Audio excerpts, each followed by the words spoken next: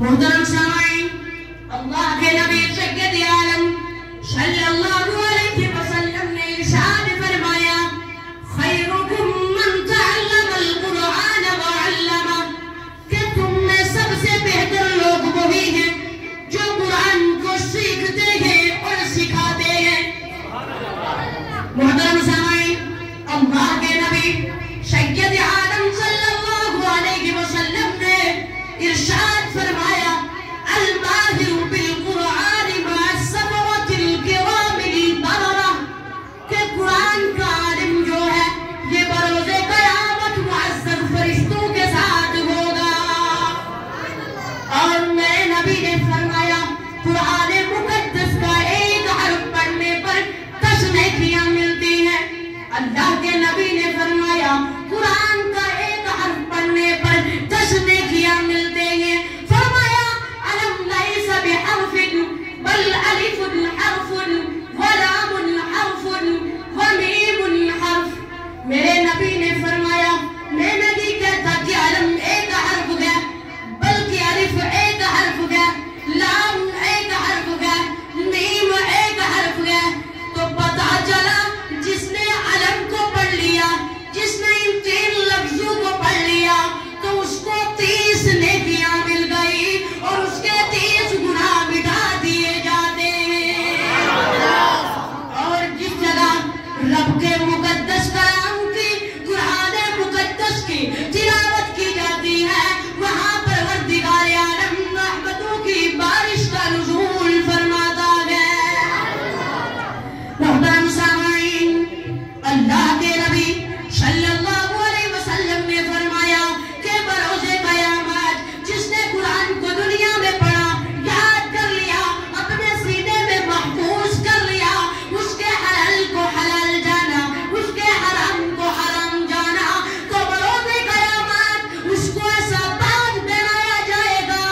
ایسا تاج پہنایا جائے گا جس کی روشنی چاند جیسی ہوگی، اور اس کے ماں باپ کو ایسا لباس پہنایا جائے گا،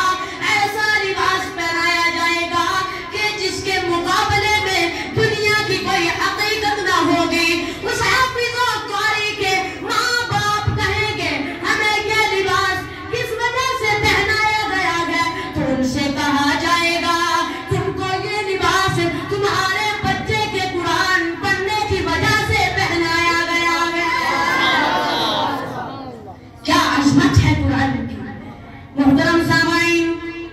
دیکھیے آج ہم لوگوں نے قرآن کو پڑھنا چھوڑ دیا، قرآن کے ادب کو چھوڑ دیا، جیسے ویسے قرآن کو ہاتھ میں لیتے ہیں، نہ پڑھنے کا ادب معلوم ہے، نہ چھوڑنے کا ادب معلوم ہے۔ آئیے بزرگان دین سے قرآن کا ادب سیکھتے ہیں۔ ایک مرتبہ بادشاہ محمود غزنوی آرام کے لیے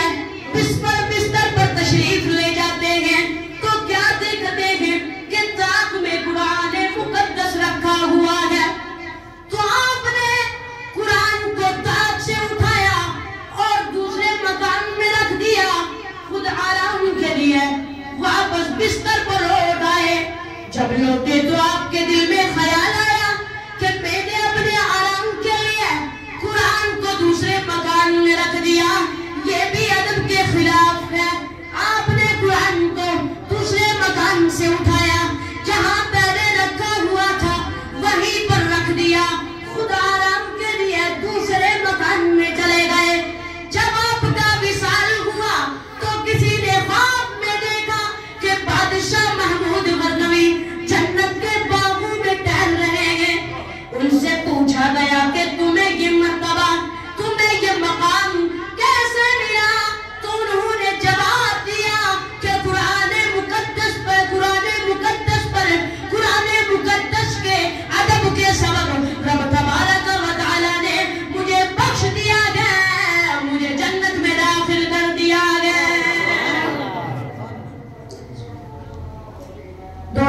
بھی آپ کے سامنے بھیجیں کہ کونین کی رشد و ہدایت کا سامان نہ بدلا جائے گا کونین کی رشد و ہدایت کا فرمان نہ بدلا جائے گا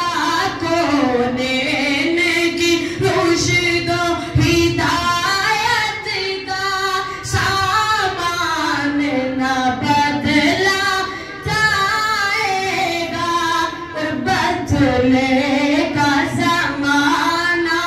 لاکھ مگر قرآن نہ بدلا جائے گا بدلے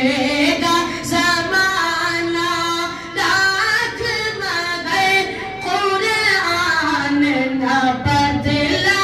جائے گا اور یہ چاند یہ سورج کی گینی ممکن ہے بدل جائے لیکن تا حشر مدینے والے کا فرمان نہ بدلا